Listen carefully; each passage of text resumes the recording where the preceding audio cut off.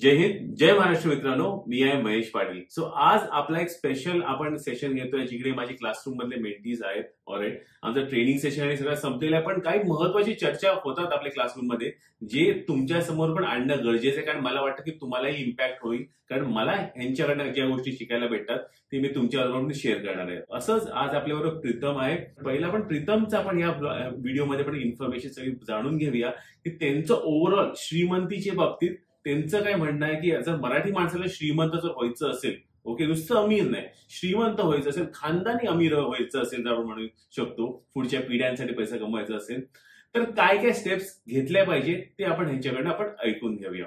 All right, पहिल्यांदा video बघा तर चॅनल जरूर सबस्क्राईब करा आणि जास्तीत जास्त मराठी माणसांमध्ये आपला व्हिडिओ शेअर करण्यास माझी मदत करा. सो माझ्या आयुष्यामध्ये बेसिकली 2010 मध्ये अशी परिस्थिती आली होती, म्हणजे लिटरली म्हणजे आमचं एकदम म्हणजे माझी जी वाढ झालेली आहे, ऑलराईट, एका चांगल्या फॅमिलीमध्ये सिल्वर स्पून काइंड ऑफ गोष्ट तुम्ही म्हणू शकता. सगळं मला जे पाहिजे होतं ते भेटत गेलं.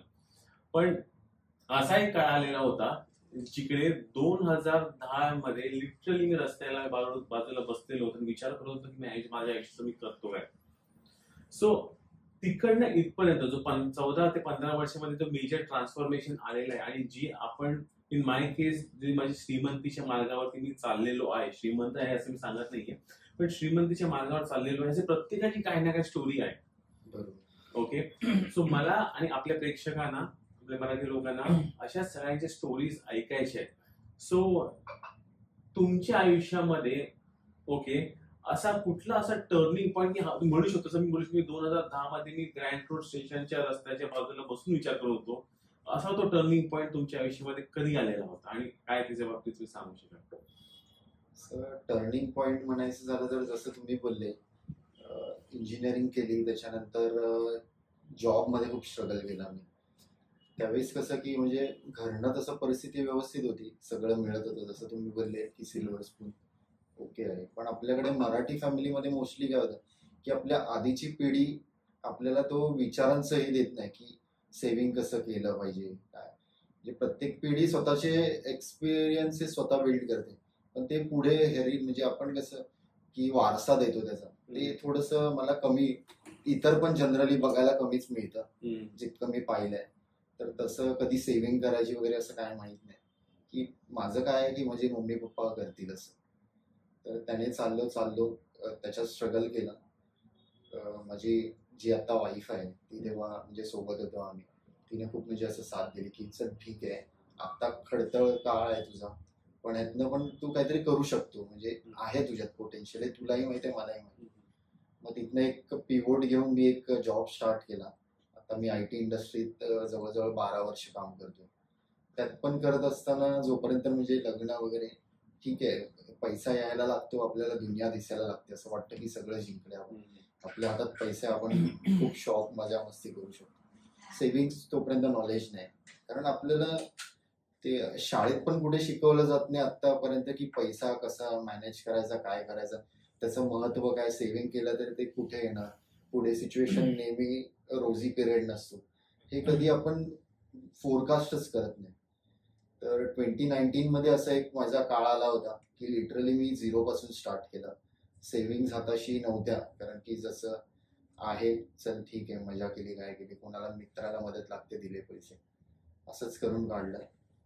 2019 मध्ये मला चांगलं आठवतं, माझे 2 फ्रेंड आहेत, त्यांनी मला लिटरली मदत केली की समोर येऊन सांगितलं की बाबा तू, कठीण आहे काळ, ठीक आहे, सगळं नीट होईल, जॉब होता सायमल्टेनियसली, पण तू हे हाताशी राहू दे पैसे, तू जे करतोयस ते, हे पैसे घे, तुला जेव्हा वाटेल तेव्हा रिटर्न कर. मी त्यावेळेस ठरवलं की म्हणजे ही वेळ आपल्याला का आली, कारण आपल्या जमापुंजीच काय नाही आपल्याकडे. जे आता तुम्ही शिकवताना वगैरे बोलतात वेल्थ क्रिएशन, त्याचं महत्व तेव्हा लिटरली मला कळालं की काय आहे.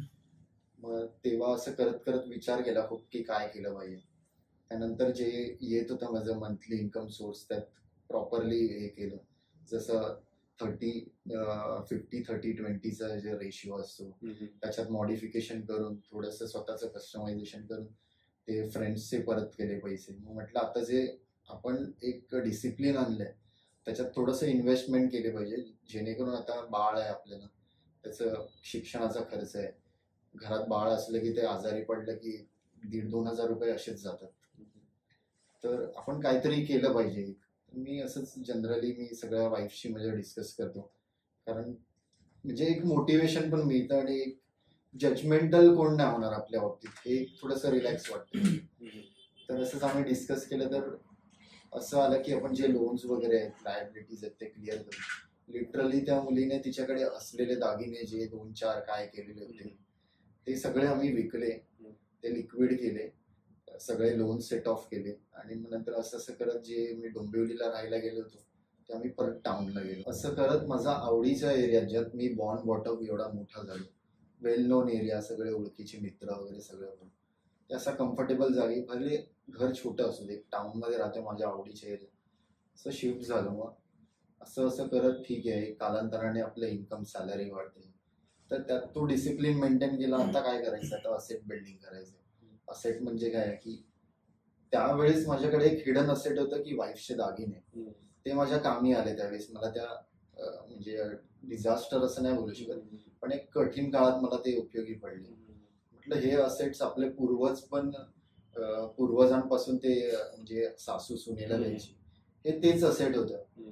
ते आपल्याला कोण म्हणजे असं सोपं करून कधी सांगत नाही. तर ते मला थोडं रिअलायझेशन झालं. कोविड काळात वर्क फ्रॉम होम होतं, IT म्हणजे काम चालू होतं आमचं. सॅलरी कट्स वगैरे एवढ्यापर्यंत नव्हतं गेलं. कॅश फ्लो होता, घरातच होतो, एक्सपेन्सेस कमी झालेले. ते एक चांगला म्हणजे तो पण एक टर्निंग पॉइंट ठरला की स्टॉक मार्केट फक्त असं ऐकलेलं की जुगार असतो, पण ते जुगार आहे, त्यात पैसे टाकले की पैसा जळतो, माणूस रस्त्यावर येतो, हेच ऐकत आलेलं आहे. म्हटलं नक्की काय आहे, जुगार आहे काय आहे ते. आणि त्यावेळेस खूप लोक युट्यूबवरती प्रमोट पण करायला लागले. तर एखादी गोष्ट करायची त्या अभ्यासपूर्वक करायची म्हणून बघायला लागलो. 4-5 युट्यूबरनं बघितलं काय असतं, थोडा अभ्यास केला, पेपर ट्रेडिंग करून बघितलं. तर एक युट्यूबमध्ये एक कोणीतरी सांगितलं की तुम्ही बाकी सगळं करत राहाल, पण तुम्ही जोपर्यंत स्वतः इन्व्हेस्ट नाही करणार तोपर्यंत तुम्ही काही शिकूच नाही शकणार.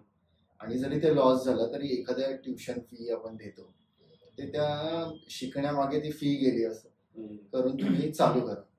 तर तसं सुरुवात केली, पण ते एक्झिट्स नाही कळायची.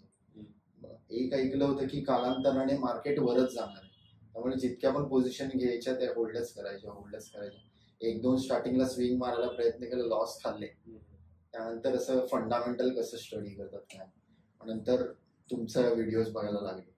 त्यातनं मग म्हणजे असं वाटायला लागलं की कोणतरी एखादा फ्रेंड सोबत बसून कसं एकदम कम्फर्टेबली सोप्या भाषेत शिकवतात असं, मग तेव्हा तुम्हाला फॉलो करायला लागलो. म्युच्युअल फंड्स वगैरे सुरू केले. तर आता थोडंसं नॉर्मलाइज झालंय. लाईफ म्हटलं की त्या स्टॉक मार्केटच्या ग्राफ सारखंच असतं, कुठे आहे आता एक स्टेज ऑफ पॉइंटला परत पिव्होट करायचा विचार आहे. तर त्या हिशोबाने चाललं. आता थोडंसं म्हणजे स्टेबल आहे. तो टर्निंग पॉइंट जर नसता ना, तर प्रत्येक आयुष्यात टर्निंग पॉइंट आपल्या येतं, काहीतरी नवीन शिकवायला येतं. कारण लाईफ नेहमी ग्राफच्या असं खराब तर खराब असंच नाही चालणार आहे, चांगले तर चांगलं वर नाही चालणार आहे. तो कुठेतरी स्ट्रेट जाईल की आता एकदम आयडल बसलोय, काहीच नाही करत आहे, आयसोलेशन पॉइंट आलाय असं वाटत असेल की आता काय करायचं पुढे. पण तो नंतर कालांतराने परत बाउन्स मारणार वरती, जसं आपण चार्ट पॅटर्न्स बघतो.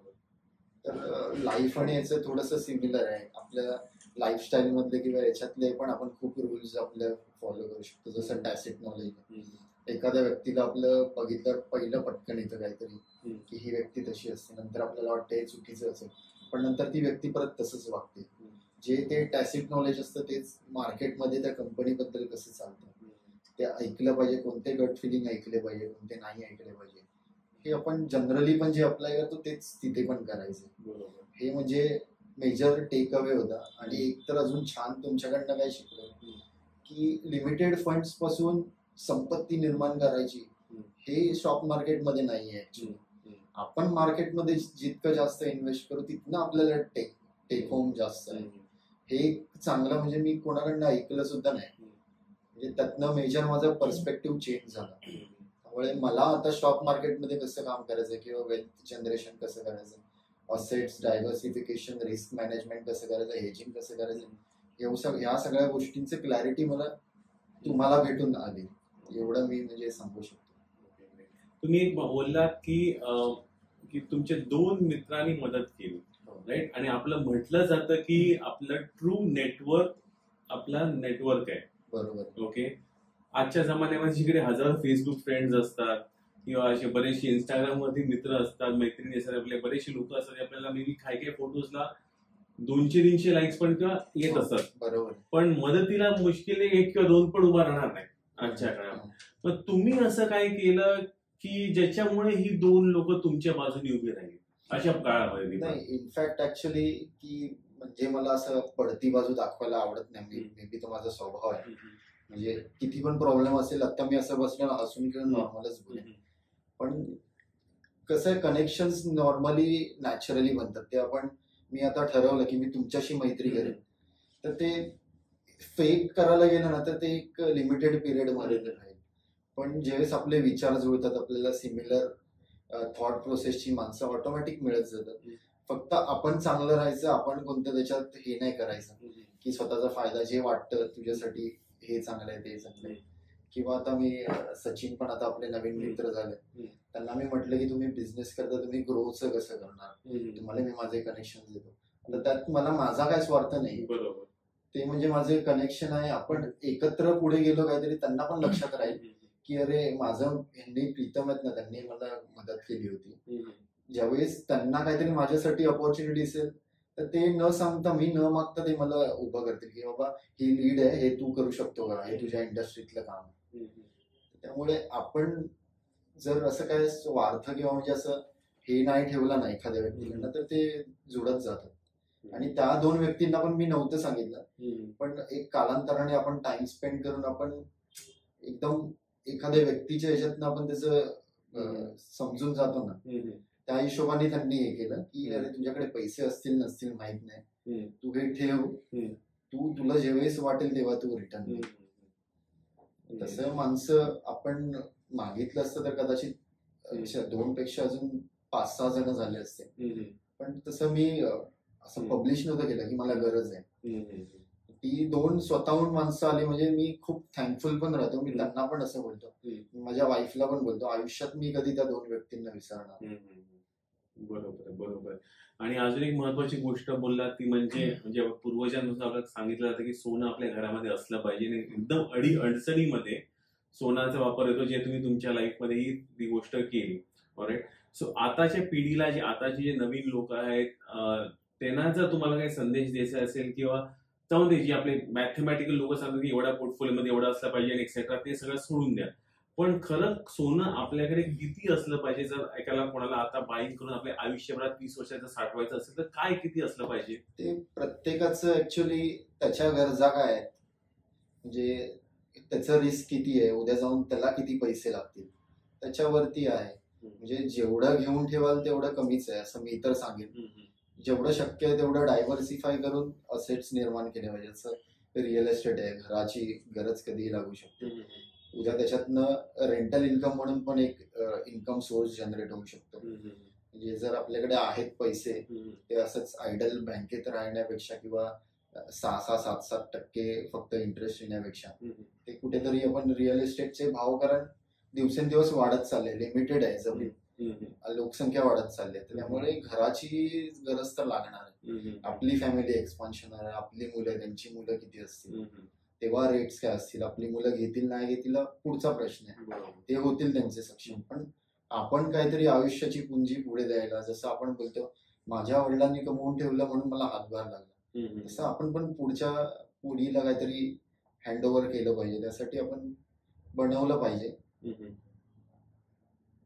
असं मला वाटतं. म्हणजे असं स्पेसिफिक नाही, पण आपल्याला किती गरज आहे हे जाणून आपण डायव्हर्सिफिकेशन तसं केलं पाहिजे. Okay okay, great.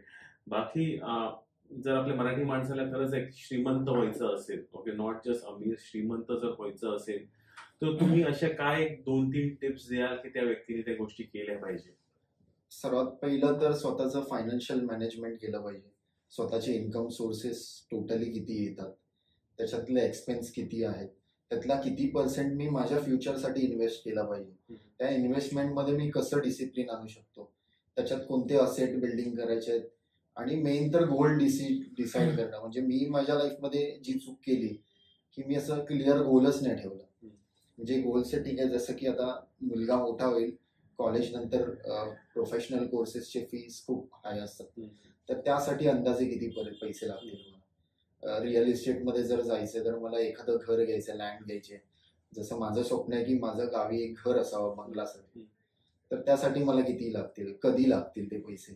परत मला रिटायरमेंट नंतर मला पर मंथ माझा खर्च काय असू शकतो, त्यावेळेस औषधं असतील, जे काय असेल, त्यासाठी मला म्हणजे कुठे हात पसरायला किंवा तेव्हा जाऊन तर मेहनत करायला आपले हातपाय थकलेले असतील, तर त्यावेळेस असं एक असेट क्रिएट असेल की त्याच्या इंटरेस्ट मध्ये माझा महिना निघून जाईल. म्हणजे जास्त विचार करायला नाही. तेव्हा जर वॉरेन बफेट सारखं जर डोकं आपलं असेल तर तेव्हा पण आपण मार्केटमध्ये काम करू शकतो, म्हणजे डोक्याने विचार करून. ओके, सो इंटरेस्टिंग सांगितलं की तुम्ही लाईक इंटरेस्ट एवढा आला पाहिजे की माझा महिन्याचा घर खर्च निघाला पाहिजे.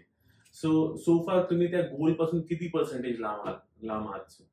मी रिसेंटली स्टार्ट केलंय, तर मी पण स्वतः त्या प्रोसेसमध्ये आहे की माझे म्हणजे आता तुम्हाला ज्यावेळेस आता 2-3 दिवस आपण एकत्र ऐकतोय तेव्हापासून थोडस अजून जो रस्ता धुसर होता, म्हणजे मला जे समोरचं ट्रान्सपरंटली दिसत नाही ते थोडस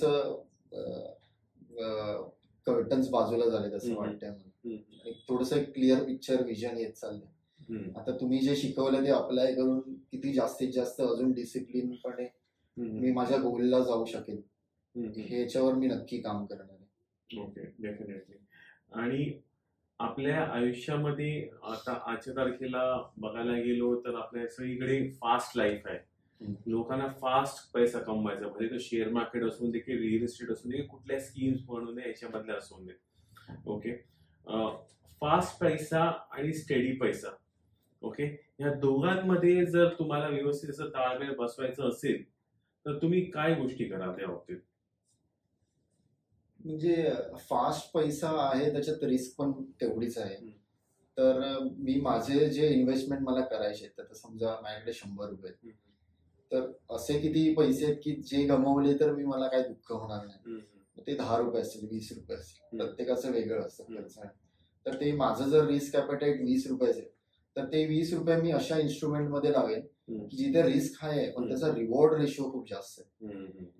आणि जे बाकीचे 80-90 जे रुपये असतील ते स्टेडी एक सर्टन, म्हणजे आपलं जे महागाई दराला बेट करून जे वरचा रिटर्न्स देतात त्यामध्ये थोडे टाकेन, त्याच्यापेक्षा जास्त रिस्क आणि जास्त रिटर्न आणि थोडस जास्त रिस्क मध्ये टाकेन, असं बॅलन्स करेन. म्युच्युअल फंड्स मध्ये जाईन, कारण जिथे मार्केट लिंक म्हणजे इंडेक्स वगैरे घेतले मी, तर माझ्या सीट मध्ये ऑलरेडी माझं पोर्टफोलिओ ऍव्हरेज होत चाललं, किंवा मेजर क्रॅश झाला मला तेव्हा बॅलन्स करायला म्हणजे ऍव्हरेज करायला अपॉर्च्युनिटी येते लमसम टाकून, किंवा त्यासाठी एक वेगळे स्ट्रॅटेजीचा पोर्टफोलिओ असेल.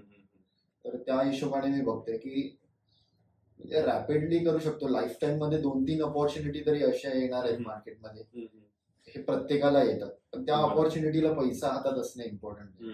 तर त्या पैशाचं म्हणजे ते फास्ट मनी जरी करायचं आहे तर मी आज विचार करून मला उद्या नाही मिळणार, तो फास्ट मनी कदाचित मला 1 वर्षाने अपॉर्च्युनिटी मिळेल.